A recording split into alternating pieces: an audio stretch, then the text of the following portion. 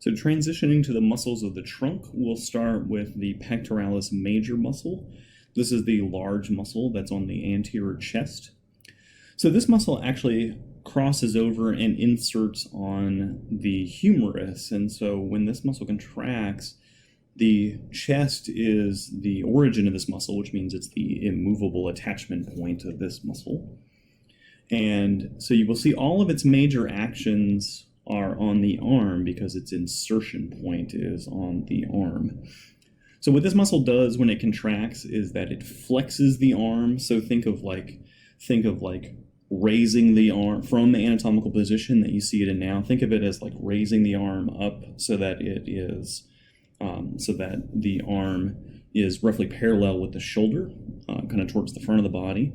But it also adducts the arm as well, so that as if the arm was extended out laterally from the body and this muscle were to contract, it would pull the arm back towards anatomical position.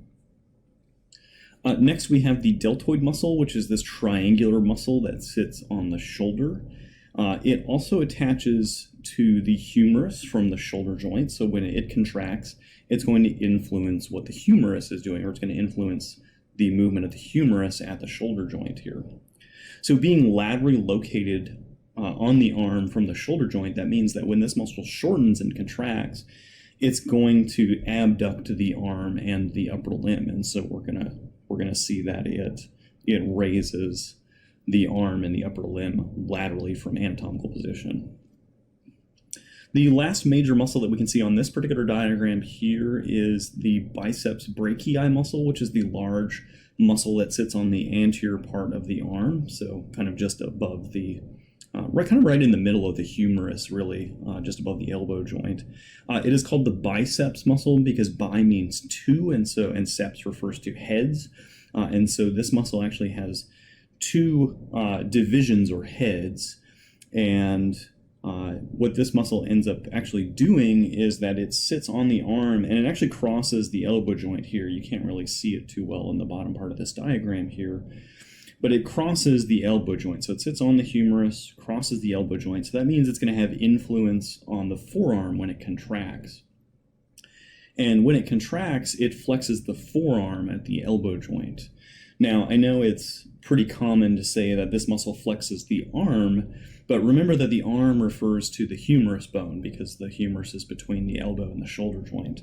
The biceps brachii actually has very little influence on what the arm is doing because it's sitting on the arm, but because it inserts below the elbow joint, it actually inserts on the radius bone, and so when it contracts, it actually has more influence on the forearm than it does on the arm itself. So this is a forearm flexor muscle. So the major muscle that's kind of turning our attention to the posterior part of the arm, the major muscle that's found on the posterior part of the arm is the triceps brachii muscle, which is an antagonist to the biceps brachii muscle that we saw on the anterior part of the arm. So it is called the triceps muscle because it has three heads instead of two, like the biceps. The biceps has two heads, triceps has three heads. There are only two heads that are actually visible in this particular diagram here. But in much the same way that the biceps brachii crosses the elbow joint at the front of the arm, this muscle also crosses the elbow joint, but on the posterior side of the elbow joint rather than the anterior side of the elbow joint. So this means that the triceps is an antagonist to our biceps muscle. So when the triceps muscle contracts, it actually serves to extend the elbow joint, whereas the biceps brachii muscle flexed the elbow joint here. So when the muscle shortens, what it ends up doing is it ends up pulling the posterior part of the elbow closer to the back part of the humerus here. So that's a pretty easy way to visualize its movement. Okay, so we've seen kind of the major muscles of at least the upper part of the arm and the shoulder joint. So let's turn our attention to the posterior part of the trunk and the lower back. One of the major muscles that we can see, we really see kind of two major muscles here, the latissimus dorsi on the lower part of the trunk and the trapezius on the upper part of the trunk. If we focus on the latissimus dorsi for a second, this is a very large superficial muscle. It's a very powerful muscle that attaches to the arm. You can see that its main kind of origin point is off of the pelvic bones and or the coxal bones here, and the vertebral column as well. So this is really kind of the immovable part of the muscle here. But you can see that all of its fibers kind of converge on the medial part of the humerus just underneath the axillary, or just behind or underneath the axilla or the armpit. And so notice that it attaches to the arm. So that means that when this muscle contracts and pulls, it's going to have action on the arm when it contracts. So specifically, the latissimus dorsi helps to extend the arm. That is, if the arm was kind of raised up and forward, essentially kind of parallel to the shoulder joint, when this muscle contracts, it's going to extend the arm and bring it back down to the anatomical position that you see it in right now. It's also going to serve to adduct the arm as well. So if the arm were extended out laterally here in an abducted state, it would help to bring the arm back to its anatomical position as you see it right here. So that is the latissimus dorsi. Let's reflect here on the trapezius muscle for a second. So just superior to our latissimus dorsi is this large trapezoid-shaped muscle called the trapezius muscle, and this covers most of the upper part of the back and the back part of the neck as well.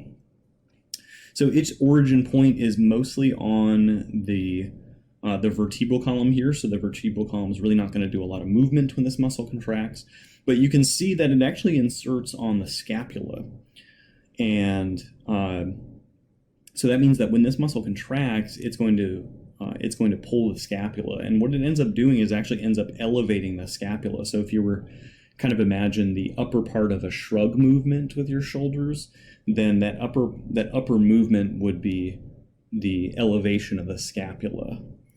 So that is one of its actions. The other action that it has is it has action on the neck as well. And so when it contracts, it actually extends the neck, which means that if you were looking down, extension of the neck would be movement of your head from that looking down position to looking forward, and returning the head and neck back to their anatomical position if you were looking down. So that is the trapezius muscle. So let's return to the anterior side of the abdomen. Real briefly, we find a couple of major muscles here. One of them is kind of more medially located, and it's a very long, straight muscle called the rectus abdominis muscle. This word rectus actually means straight, so this is the straight muscle of the abdomen. And this is the muscle that flexes the trunk when it contracts. And so if you think of kind of a bending forward movement at essentially the belly button or the navel, then this would represent the action of this particular muscle here. Laterally and more superficially, we encounter and they kind of cut it away here, so it's difficult to see the whole muscle here. But normally covering kind of the exterior or I guess I should say superficial and lateral part of the trunk here is the external oblique muscle. And so this muscle is a synergist to the rectus abdominis muscle, because when the external oblique muscle contracts, it also flexes the trunk. But because of its lateral position on the abdomen, it actually serves to rotate the trunk in the left or right directions as well.